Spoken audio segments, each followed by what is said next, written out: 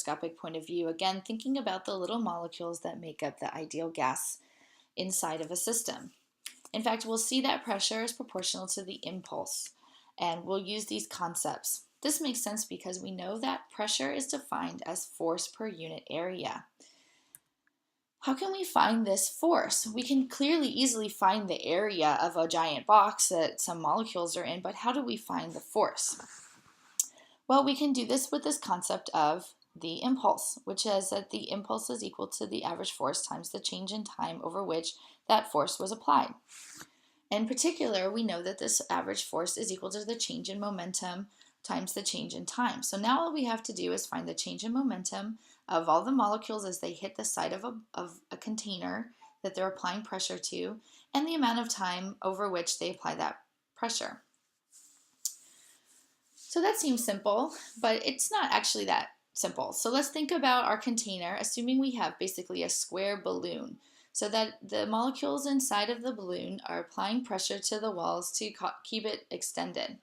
Let's assume this balloon has a length L on one side. It's a three-dimensional balloon, so it extends in X, Y, and Z, which you can't really show very well. So if we look inside at the edge of this balloon, we can see that one of these molecules, as it comes and approaches the surface, will do so with some velocity v. As it approaches the surface, it'll change direction and it'll bounce off the wall.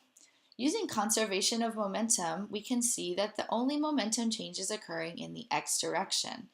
So all we have to think about is conservation of momentum in this one direction, in the x direction. In the y direction, the momentum doesn't change. It continues to move with the same velocity upward before and after the collision with the wall. We can say that the change in momentum in the x direction is equal to mv, which is its initial momentum, minus negative mv, which is its final momentum. So we get a change in momentum of 2mv. We can think about the amount of time it takes for this molecule to cause the collision. And in fact, the way we do this is think about this molecule moving around the whole balloon. If it bounces around the whole balloon, then it will travel a length of 2L before it collides again. So the amount of time of these collisions is not the microscopic time of the collision, but the time that it takes for the particle to collide every time. It's only implying this change in momentum over this very long time scale, the time scale it takes for it to bounce into the same wall again. Now we can find the average force as the change in P over the change in T, which is 2mv over 2L over V, which gives us mv squared over L. We can use this force that we've just calculated, mv squared over L, as the force in the upper part of this equation for the pressure, force per area. The area that we're looking at is just this area of one of the walls, which has to be L squared because we said we're using a cubic balloon. So now we can find that the pressure is mv squared over L divided by L squared, which gives us mv squared over L cubed. L cubed is distance cubed, which is actually the volume of the whole balloon. And so we can say that the pressure is mv squared, where v is in the x direction, hitting only one surface, divided by the volume. But again, this is just the pressure due to a single molecule.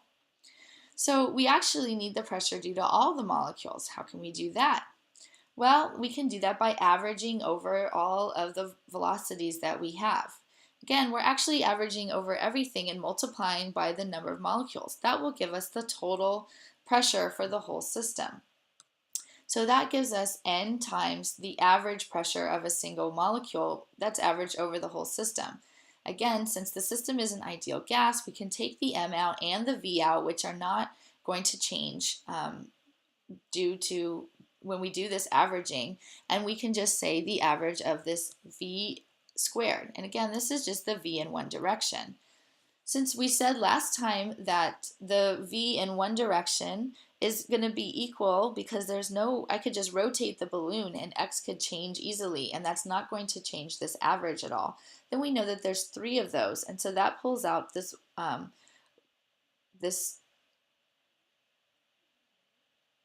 1/3. So this is just 1/3 of the total speed squared of all of the system. Using the same idea for kinetic energy, which is 1/2 mv squared, then we can see that the pressure is also related to the kinetic energy of the system. And we get 2N over 3V times the average kinetic energy. And this equation again now relates the pressure in the system to the kinetic energy, which we already said was related to the temperature. If you plug that in, you'll actually recover the equation of state, the ideal gas law.